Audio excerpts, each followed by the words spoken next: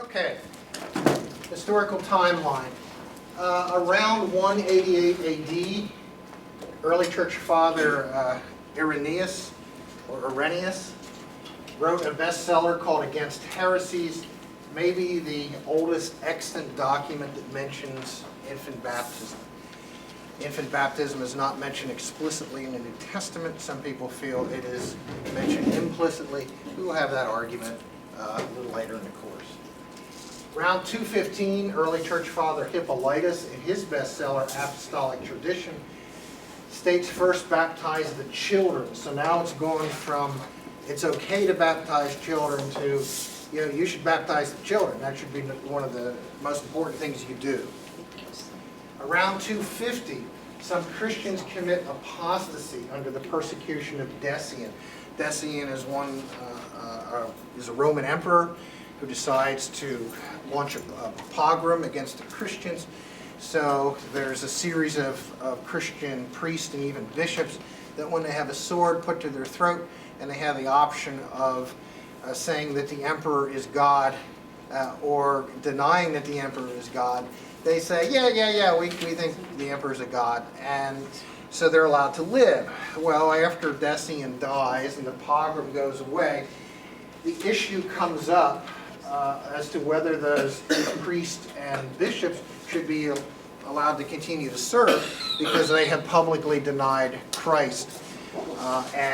You'll recall that in Hebrews it says that apostasy is an unforgivable sin. And so there are people, one of them is called Novatian, who's second in command in Rome. He's the presbyter to Bishop Stephen, who is the bishop of Rome. He argues that these priests and bishops should not be allowed to return to their positions. Amen. He is overridden. Novatian breaks away from the church and starts doing baptisms on his own. So the question comes up, first off, if your baptism was done by, say, Novatian, by a schismatic from someone who's left the church, is your baptism still good? What about baptisms done by Novatian and his followers after they've left the church? Are they accepted in the Catholic Church? So this starts that whole argument. And Bishop Stephen of Rome holds that the sacraments belong not to the minister, but to Christ. So therefore, your baptism is still good. It doesn't matter what the moral status or organizational status of the person giving it is, that it's a transaction between you and Christ, not a transaction between you and the minister. 303 to 306, we get yet another Roman emperor who launches another pogrom against the Christians. And I think he launches another pogrom against the Christians, and the same issue comes up. After the persecution is over, you have priests and bishops who publicly deny Christ. So should they be allowed back into their positions after the persecution is over? So the same argument that we just had here occurred back then, and a guy named Donatus, he too left the church and set himself up as a bishop of Carthage for the same reason, because he didn't believe that apostate priests should be allowed back into church. And the Donatists believed that only Donatus baptisms are valid, and that baptisms performed by the unworthy are invalid. So we see that today. I don't want to mention any denominations by name, but there are denominations who feel that if you haven't been baptized in their denomination, then your baptism is not valid. So Donatus felt that, but the same arguments then. So Donatus pulled away from the church. He's still doing baptisms, so are his baptisms valid? Or what about if you had been baptized by Donatus before he left the church? Is your baptism still valid? 312, a Roman legion commander in a backwater outpost of the empire called Britain assembled a mighty army and crossed the channel and came up to the gates of Rome, fought a spectacular battle and defeated the Romans in power at the time, and he made himself emperor. He believed that the reason he won, even though he was outnumbered 4-1, is because he saw a cross in the sky and he heard this booming voice say, "By this sign conquer." So he believed that Christ himself had given him the power to win this battle. So after Constantine converts to Christianity, the official religion of the Roman Empire very quickly becomes Christianity. And while I often will say, and many of you here have heard me say it, that the reason we have 2 billion Christians today is because of Paul's missionary journeys, you could just as easily say the reason we have 2 billion Christians today is because Constantine made Christianity the official religion of the Roman Empire. 314, back to our friend Donatus, he's condemned by a church council at Arles. 337, Constantine holds off being baptized. So while he supports Christianity, he makes Christianity the official religion of the empire, he holds off being baptized until he's on his deathbed.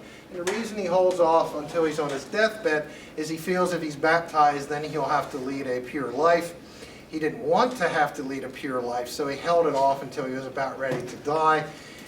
The baptism and the last rites were administered by none other than Bishop Seppius, who is the one who wrote the famous history of the church, ecclesiastical history. Around 380, a poor British monk named Pelagius is all excited about going to Rome. He's never been to Rome, and he thinks he's going to enter the city of God, and that everybody is going to be pious and walking around praying and giving the sign of the cross. And what he walks into in Rome is a cesspool of brothels and bars and other things that we can't even mention in here. And he's shocked to find that the holy city of Rome is a cesspool of vice. So because of that experience, he eventually rejects the doctrines of grace, that we're saved by the grace or unmerited favor of God, and more importantly, the doctrine of original sin, that from the minute you're born, you're a sinner. You carry the sin of Adam and Eve in you, so that we all have that original sin. He denies both of those doctrines, but he still believes that infants should be baptized. So I will argue that denying this but still thinking this don't go together real well necessarily, because the reason the Catholic Church wants to baptize babies within 8 days after they're born is because they believe you're saved by baptism. So if the baby were to die because they're a sinner because of the sin of Adam and Eve, they would not be able to enter heaven if they had not been baptized. So we will talk more about this later in the course. But Pelagius, I don't think was a bad guy. He was just a simple monk. He was reacting to things he saw. I disagree with his theological conclusions. Just for the record, in case any of you wondered, I do back the doctrine of grace and the doctrine of original sin. He was just reacting to what he saw, and what later would happen to him, where the church brought out its 16-inch guns.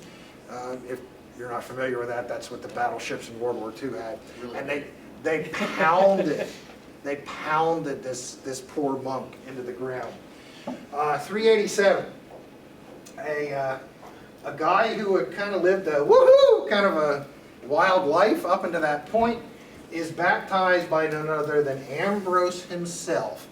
And Augustine, or Augustine, if you're English, becomes a baptized Christian, and shortly after that becomes a bishop also. He will become the greatest theologian in the church since Paul, and there won't be another theologian of his ilk for another 1100 years when Calvin and Luther come along.